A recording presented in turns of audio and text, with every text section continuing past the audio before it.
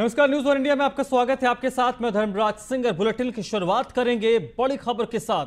उत्तर प्रदेश के लिए भारतीय जनता पार्टी ने पूरा जोर लगा दिया है। उत्तर प्रदेश में आगामी विधानसभा चुनाव के लिए बीजेपी पूरी तरीके से एक्शन मोड में नजर आ रही है। सितंबर के महीने में प्रधानमंत्री नरेंद्र मोदी 2 बार दौरा करेंगे, यानी कि 2 दिन उत्तर प्रदेश के दौरे पर सितंबर के महीने में आएंगे। 14 सितंबर को अलीगढ़ और 26 सितंबर को प्रधानमंत्री नरेंद्र मोदी लखनऊ में होंगे।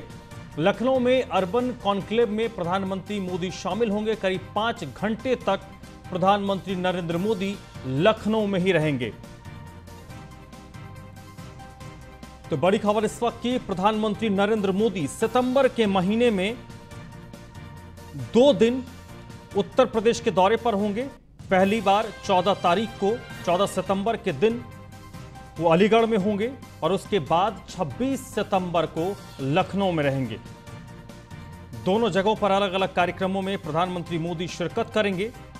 और प्रधानमंत्री नरेंद्र मोदी के उत्तर प्रदेश के दौरे को आप इस नजरिए से भी दे सकते हैं क्योंकि उत्तर प्रदेश में चुनावी साल चल रहा है और चुनावी साल में प्रधानमंत्री का ये दौरा भारतीय जनता पार्टी के कार्यकर्ताओं को एकजुट करता है और भारतीय जनता पार्टी के कार्यकर्ताओं में एक उत्साह का संचालन भी करता है। तो पूरी तरीके से भारतीय जनता पार्टी इस वक्त चुनावी मोड में नजर आ रही है। प्रधानमंत्री नरेंद्र मोदी के बारे में जो अपडेट है, सितंबर के महीने में 2 दिन प्रधानमंत्री नरेंद्र मोदी उत्तर प्रदेश में होंगे। 14 सितंबर को अलीगढ़ में आएंगे जहां पर राजा महेंद्र प्रताप स्टेट विश्वविद्यालय का उनको शिलान्यास करना है और 26 सितंबर को लखनऊ में अर्बन कॉन्क्लेव में प्रधानमंत्री नरेंद्र मोदी शामिल होंगे।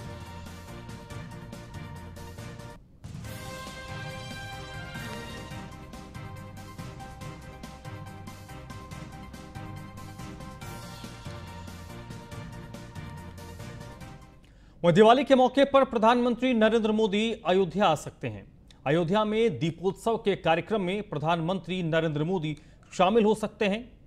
अयोध्या में रामलीला का मंचन भी होना है, तो ये कयास लगाए जा रहे हैं कि रामलीला के मंचन को भी प्रधानमंत्री नरेंद्र मोदी देख सकते हैं। 3 नवंबर को अयोध्या में दीपोत्सव का कार्यक्रम होगा दिवाली से पहले, और इस दौरान अगर प्रधानमंत्री नरेंद्र मोदी अयोध्या आते हैं तो अयोध्या को कई सारी सौगात भी मिल सकती है। प्रधानमंत्री अयोध्या में कई परियोजनाओं का लोकार्पण और शिलान्यास भी कर सकते हैं। और प्रधानमंत्री के संभावित दौरे को देखते हुए अयोध्या विकास प्राधिकरण ने अभी से ही इसकी तैयारी शुरू कर दी है।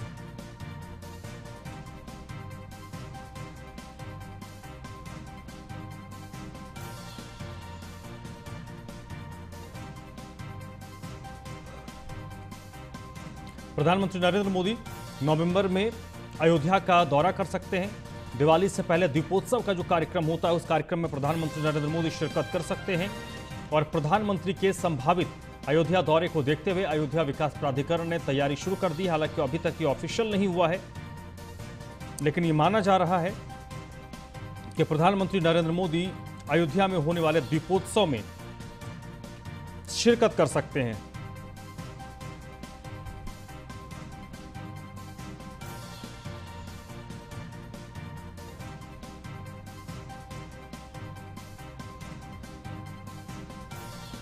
तो बड़ी खबर इस वक्त की, प्रधानमंत्री नरेंद्र मोदी अयोध्या में दीपोत्सव में शिरकत कर सकते हैं और इस दौरान अगर वो आते हैं तो अयोध्या में कई सारी सौगात प्रधानमंत्री को की तरफ से अयोध्या और आसपास के क्षेत्र को दे सकते हैं।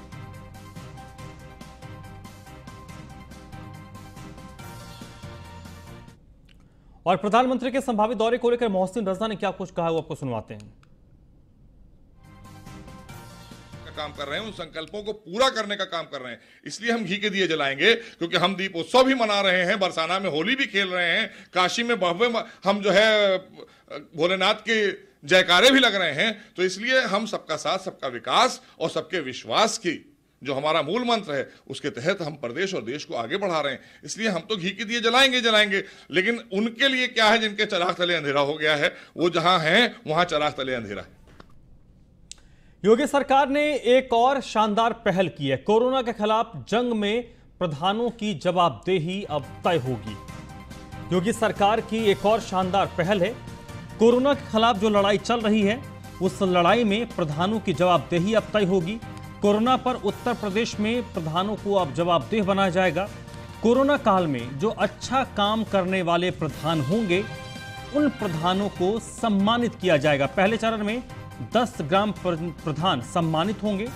इसमें आप वैक्सीनेशन अभियान के लिए प्रधान अपने क्षेत्र के लोगों को कैसे प्रोत्साहित करते हैं, कैसे प्रोत्साहित करने की पहल करते हैं, इसकी समीक्षा की जाएगी और उसके बाद प्रधानों को सम्मानित किया जाएगा। उत्तर प्रदेश में इस वक्त 8 करोड़ से ज़्यादा टीकाकरण हो चुका है। 8 करोड़ से ज़्यादा लोगों को वैक्सीनेट किया जा चुका है और अब प्रधानों की भी जवाबदेही तय की जाएगी और प्रधानों के अच्छा काम करने पर प्रधानों को सम्मानित भी किया जाएगा।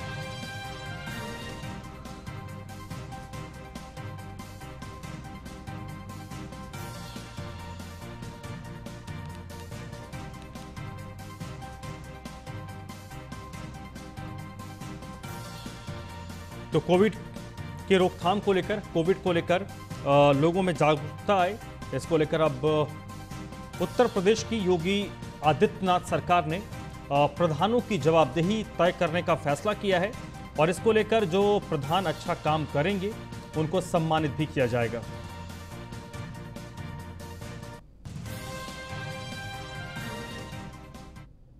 इस वक्त मेरे साथ एसके वाजपेयी जुड़ रहे हैं लखनऊ से इसी पर ज्यादा जानकारी के साथ। एसके, उत्तर प्रदेश जैसे जनसंख्या वाले राज्य में अंतिम लोगों तक कोविड के बारे में जागरूकता आए और वैक्सीनेशन अभियान भी अंतिम लोगों तक पहुंच पाए, इसलिए सबसे जरूरी है लोगों का जागरूक होना। ऐसे में अगर प्रधान जो सबसे निचले स्तर के जनप्रतिनिधि होते हैं, उनकी जवाबदेही तय होगी और उनको सम्मानित भी अगर किया जाता है तो एक कंपटीशन की भावना भी प्रधानों के बीच में आएगी। तो ये एक अच्छी पहल है योगी सरकार की। बिल्कुल निश्चित तौर पर, क्योंकि हम देखें तो योगी सरकार हर वो संभव प्रयास कर रही है जिससे उत्तर प्रदेश से कोरोना और संचारी रोग जो है या जो ऐसे रोग हैं एक व्यक्ति से दूसरे व्यक्ति में फैलते हैं, उसकी जागरूकता लोगों तक पहुंचे। चाहे वो पोषण अभियान हो जिसका शुभारंभ कल ही सीएम योगी आदित्यनाथ ने किया है कि हर वो महिला हो, बच्चा हो, कुपोषित होने से बचे और कहीं न कहीं बीमारियों से उनको बचाया जा सके। निश्चित है कि अगर हम ग्राम प्रधानों की बात करें तो 58,000 से ज्यादा ग्राम सभाएं पूरे उत्तर प्रदेश में हैं। तो अगर हर ग्राम सभा पर अगर ये अभियान चलता है और ग्राम प्रधानों के माध्यम से चलता है तो निश्चित है ज्यादा लोग लाभान्वित होंगे और ज्यादा लोगों तक इसकी जानकारी पहुंचेगी। क्योंकि अगर हम देखें तो गांव की गवर्नमेंट निश्चित है कि एक ग्राम सभा से शुरू होती है जो ग्राम प्रधान के जरिए चलती है। तो निश्चित है कि उत्तर प्रदेश सरकार का ये प्रयास सराहनीय है जिसमें ज्यादा से ज्यादा लोगों को शामिल किया जाए और कहीं न कहीं गांव गांव तक लोगों को उन चीजों के बारे में जानकारी दी जाए जिससे वो उस रोग से बच सकते हैं या अपना कैसे वो रिकवर कर सकते हैं या किन सेवाओं का लाभ जो उत्तर प्रदेश सरकार स्वास्थ्य विभाग चला रही है उनका वो पा सकते हैं। इन बहुत सारे विषयों को लेकर निश्चित है प्रधानों के माध्यम से ये योजनाएं तेजी से इंप्लीमेंट होगी और जमीनी स्तर तक शायद जो पायदान के अंतिम व्यक्ति है उस तक ये योजनाओं का लाभ भी प्रधानों के जरिए पहुंचेगा। तो निश्चित है कि योगी सरकार का ये एक महत्वपूर्ण निर्णय है जिससे कहीं न कहीं योगी सरकार की कोशिश है कि ज्यादा से ज्यादा लोगों को लाभान्वित किया जाए और ज्यादा लोगों को सरकार की योजनाओं की जानकारी हो जिसका लाभ वो ले सकते हैं। चलिए एसके, बहुत बहुत शुक्रिया आपका इस जानकारी के लिए। चलिए बढ़ते आगे। मुख्यमंत्री योगी आदित्यनाथ अलीगढ़ पहुंच चुके हैं। प्रधानमंत्री नरेंद्र मोदी के दौरे से पहले वहां की तैयारियां कैसी हैं, उन तैयारियों का इस वक्त मुख्यमंत्री योगी आदित्यनाथ जायजा ले रहे हैं। 14 सितंबर को प्रधानमंत्री नरेंद्र मोदी अलीगढ़ में होंगे जहां पर प्रधानमंत्री राजा महेंद्र सिंह स्टेट विश्वविद्यालय का शिलान्यास करेंगे। मुख्यमंत्री योगी आदित्यनाथ ने 2019 में विश्वविद्यालय बनाने की घोषणा की है और इस दौरान उनके साथ डिप्टी सीएम दिनेश शर्मा भी मौजूद हैं और ये वो मॉडल है जिसका निरीक्षण इस वक्त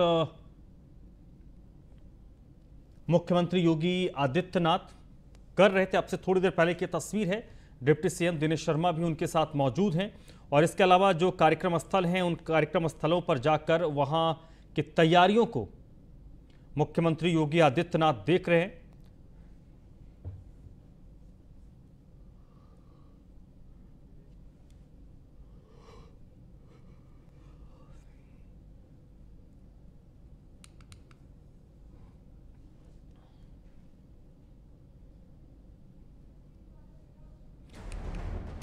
अलीगढ़ विश्वविद्यालय को खोलने के लिए राजा महेंद्र ने अपनी जमीन दी थी और जमीन दान के बाद भी एएमयू में कहीं भी उनका नाम आज की तारीख में अंकित नहीं है। और राजा महेंद्र सिंह को जिन्ना का घोर विरोधी माना जाता था। जिन्ना जो कायदे आज़म है पाकिस्तान के, और उन्होंने बाकायदा गांधी जी को एक चिट्ठी लिखी थी और मोहम्मद अली जिन्ना को जहरीला सांप बताया। तो 1915 में अफगानिस्तान में रहकर भारत की इन्होंने अंतरिम सरकार बनाई थी। और सबसे बड़ी बात कि आज देश और दुनिया का जो सबसे प्रतिष्ठित अलीगढ़ मुस्लिम यूनिवर्सिटी है, उस यूनिवर्सिटी को बनाने के लिए राजा महेंद्र सिंह ने अपनी जमीन दान में दी थी। वहीं मुख्यमंत्री योगी और प्रधानमंत्री के दौरे को लेकर सपा प्रवक्ता अनुराग भदौरिया ने तंज कसा है। कमाल है, भारतीय जनता पार्टी का 4.5 साल की सरकार उत्तर प्रदेश में भारतीय जनता पार्टी की हो गई, 7 साल की सरकार केंद्र में भारतीय जनता पार्टी की हो गई, लेकिन ये अभी भी शिलान्यास करने की बात करते हैं और काम का फीता तो समाजवादी ने जो काम किया उसी का फीता काट रहे हैं, अपने काम का फीता नहीं काट पाए। कमाल है भारतीय जनता पार्टी की सरकार, ये झूठ और जुमले में विश्वास रखती है, ये जनता की सेवा नहीं कर सकती है, सिर्फ और सिर्फ बहकाने की राजनीति करती है, मुद्दा डाइवर्ट करने की राजनीति करती है। लेकिन 2022 के चुनाव में उत्तर प्रदेश की जनता इस बार वोट के माध्यम से कांग्रेस के एमएलसी दीपक सिंह ने एक अनोखी मांग की है। दीपक सिंह ने महंगाई के कारण एक अनोखी मांग रखी है। मंत्री आवास में चूल्हा बनवाने की मांग की गई है। महंगे गैस सिलेंडर को देखते हुए दीपक सिंह ने यह मांग की है कि मंत्री के आवास में चूल्हा बनवाया जाए। व्यवस्था अधिकारी को इसके लिए बाकायदा एक चिट्ठी लिखी गई है कि विधायक के आवास में चूल्हे की व्यवस्था हो। और इसके पीछे उन्होंने तर्क दिया है कि गैस सिलेंडर के दाम लगातार बढ़ रहे हैं और गैस सिलेंडर आम लोगों की पहुंच से दूर हो गया है। इसलिए जो कांग्रेस के एमएलसी हैं दीपक सिंह, उन्होंने मांग की है कि विधायकों के आवास में चूल्हा बनवाया जाए। इसके लिए बाकायदा उन्होंने चिट्ठी लिखी है।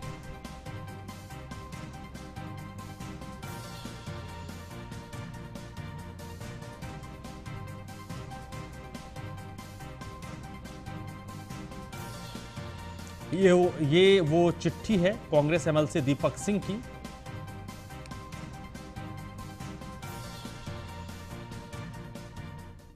जौनपुर में पुलिस और बदमाशों के बीच मुठभेड़ हुई है। इस मुठभेड़ में 2 शातिर बदमाशों को गोली लगी है। जौनपुर से बड़ी खबर है जहां पर पुलिस और बदमाशों के बीच मुठभेड़ हुई है। इस मुठभेड़ में 2 शातिरों को गोली लगी है। इनके पास से अवैध हथियार के साथ ही एक स्कूटी बरामद किया गया है। जौनपुर के थाना जलालपुर पुलिस और स्वाट टीम ने यह कार्रवाई की है।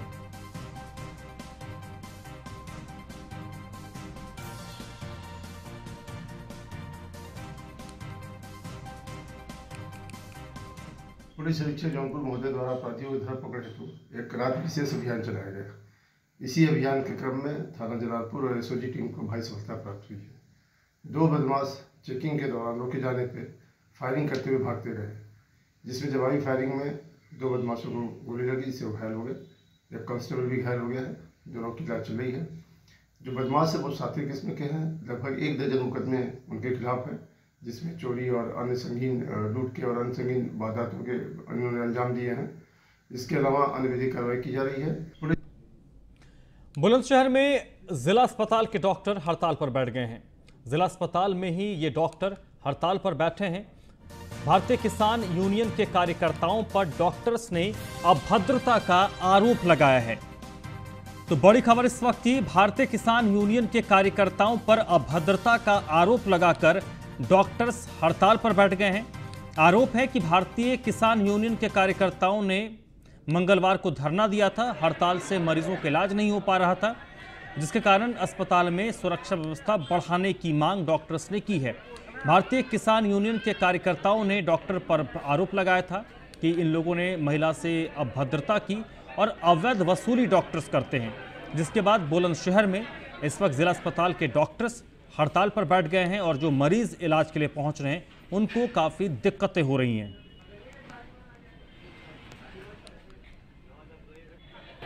इसलिए की जा रही है कि रोज जो है आए दिन लोग किसान यूनियन की टोपी पहनकर आ जाते हैं और पता नहीं वो किसान यूनियन के होते भी हैं कि नहीं होते हैं, लेकिन वो ज़बरदस्ती हम लोगों को रौब गालिब करते हैं और कोशिश ये करते हैं कि सारी अव्यवस्थाएँ फैला देते हैं। सीधा आगे खड़े हो जाएंगे, कभी उनको टोक दो तो लड़ने के लिए तैयार रहते हैं। कल भी ऐसा ही एक वाक़या हुआ, एक आदमी आया, उसको लगा रखी थी और ज़बरदस्ती आरोप लगाने लगा कि पैसे लेके अल्ट्रासाउंड कर रहे हो, तो मेरा नंबर पे अल्ट्रासाउंड कर रहे हो, स्टाफ वालों के पहले कर रहे हो।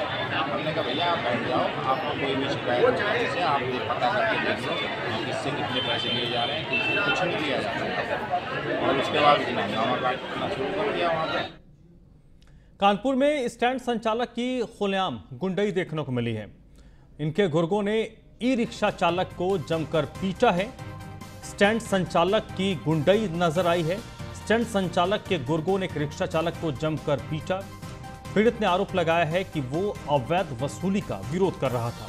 फिलहाल घायल रिक्शा चालक को अस्पताल में भर्ती करवाया गया है। स्टैंड संचालक पिंटू राजपूत है जिसके गुर्गों ने इस रिक्शा चालक को पीटा है। कानपुर के रामा देवी से नौबस्ता जाने वाले स्टैंड का ये मामला है। साहब बहुत गलती नहीं किया, हम सवारी भर रहे थे साहब, हमको बहुत बुरे बुरे डंडे से हमारा सर पूरा फाड़ डाला। हमारा जिंदगी सब गरीब आदमी, हम 2-4 रुपए कमाने के लिए जी रहे थे, हमको बहुत मारा है। किस लिए मारा? मारा किस लिए? सवारी के लिए। हमने सिर्फ 2 सवारी नमस्ते भर ली थी, उसने बहुत डंडे मारा, उनने बहुत मारा। साहब बहुत गलती नहीं किया। जौनपुर के थाना बक्सा इलाके में पुलिस कस्टडी में मृतक पुजारी यादव के मामले में सीजेएम कोर्ट ने बड़ी कार्रवाई करते हुए बक्सा थाने के तत्कालीन थानाध्यक्ष समेत 9 पुलिसकर्मियों के खिलाफ वारंट जारी किया है। दरअसल सभी पुलिसकर्मी वारदात के बाद निलंबित होने के बाद फरार हैं। आपको बता दें कि 11 फरवरी को बक्सा पुलिस की कस्टडी में पुजारी यादव की मौत हुई थी और इस केस की विवेचना कर रहे सीओ बदलापुर ने कोर्ट में प्रार्थना पत्र दिया कि कई स्थानों पर दबिश देने के बाद भी आरोपी पुलिसकर्मियों का पता नहीं चल रहा है, जिसके कारण विवेचना प्रभावित हो रही है। 21 को कृष्णा यादव उर्फ पुजारी की बक्सा थाने में कस्टडी के दौरान मौत के मामले में कल सीजीएम कोर्ट ने 9 पुलिसकर्मियों सहित गिरफ्तारी का वारंट जारी किया है। आपको बता दें कि ये पूरा मामला 11 फरवरी 2021 का है, जो पुलिस कस्टडी में कृष्णा यादव और पुजारी यादव पर आरोप लगा था और आरोप लेके पुलिसकर्मी थाने में बंद किए थे, जिसमें लॉकअप में पिटाई के मामले में उसकी मौत हो गई थी, जिसको लेकर तत्कालीन थानाध्यक्ष अजय सिंह सहित एसओजी पूरी टीम को निलंबित कर दिया गया था। सभी लोगों पर 302 सहित अन्य धाराओं में मुकदमा पंजीकृत किया गया था, लेकिन लगातार 9 पुलिसकर्मी कोर्ट में पेश न होने के कारण कल सीजीएम कोर्ट ने सबको गिरफ्तारी का वारंट जारी किया है। तत्काल सीओ बदलापुर को आदेश दिया है कि 9 पुलिसकर्मियों को गिरफ्तार कर कोर्ट में पेश किया जाए, जिससे आगे का कार्य चल सके। जौनपुर से देवेंद्र खरे, न्यूज़ इंडिया। फिरोजाबाद में जमीन के विवाद को लेकर 2 पक्षों के बीच मारपीट हुई है। जमीन बंटवारे को लेकर दोनों पक्षों के बीच जमकर लाठी डंडे चले हैं। फिरोजाबाद का मामला है, जहां पर जमीनी विवाद में 2 पक्षों के बीच जमकर लाठी डंडे चले। फिरोजाबाद का थाना लाइन पार इलाके के ढोलपुरा का यह मामला है, जहां पर 2 पक्षों के बीच जमीनी विवाद में जमकर मारपीट हुई है।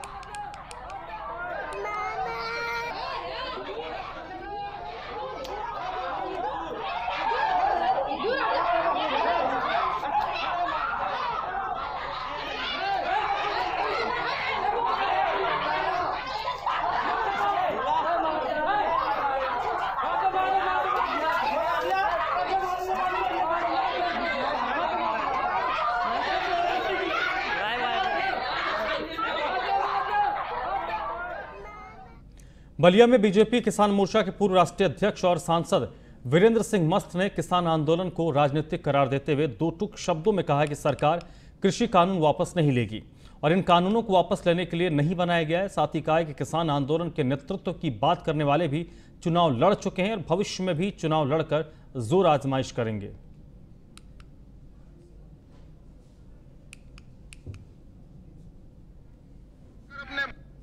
करने की बात करते हैं, वो लोग भी चुनाव लड़ चुके हैं। भविष्य में चुनाव नहीं होगा तो अपनी जोर आजमाइश करके वो लोग चुनाव में अपनी ताकत नहीं बता पाएंगे। राकेश टिकैत भी चुनाव लड़े हैं, कई लोग उसमें चुनाव लड़े, भविष्य में भी चुनाव लड़ सकते हैं। जो लोग उसके पीछे, चाहे कांग्रेस के लोग हों, चाहे सपा के लोग हों, चाहे बसपा के लोग हों, चाहे राष्ट्रीय लोकदल के लोग हों, उनको सामने आकर अपने बैनर के तरह किसान आंदोलन चलाना चाहिए। किसान को आगे करके राजनीतिक दल के नाते किसान आंदोलन क्यों चला रहे हैं? लेकिन आप बात कर रहे हैं जो कानून संसद में बना, जिस पार्टी के लोग समर्थन कर रहे थे, उस पार्टी के लोग समर्थन में खड़े थे, तो कानून क्यों? ललितपुर में एक युवक को तालिबानी सजा दी गई। युवक को बांधकर लाठी डंडों से उसे बुरी तरीके से पीटा गया। ललितपुर का यह मामला है जहां पर एक युवक को बांधकर लाठी डंडों से पीटा गया है। बताया जा रहा है कि पुरानी रंजिश के कारण इस युवक को चोर बताया गया और उसके बाद उसे बुरी तरीके से पीटा गया है। 20 दिन बाद मारपीट का ये जो वीडियो है वो सामने आया है जो इस वक्त वायरल हो रहा है। ललितपुर के कोतवाली तालबेहट इलाके के अंजनी नगर का ये मामला है। ये दिनांक 15/8/2021 की रात्रि करीब 1:30 बजे caller Dinesh son of Shivdayal residence of Azadpura Targua Talbehat द्वारा पीआरवी को सूचना दी गई कि उन्होंने चोर को पकड़ा है। उनकी सूचना पर पीआरवी 2596 मौके पर पहुंची और एक व्यक्ति को लेकर तालबेहट थाने लेकर आई।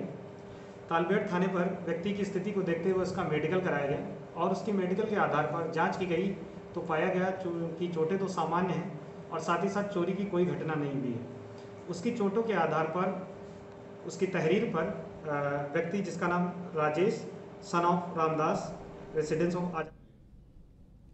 इस बुलेटिन में फिलहाल इतना ही है।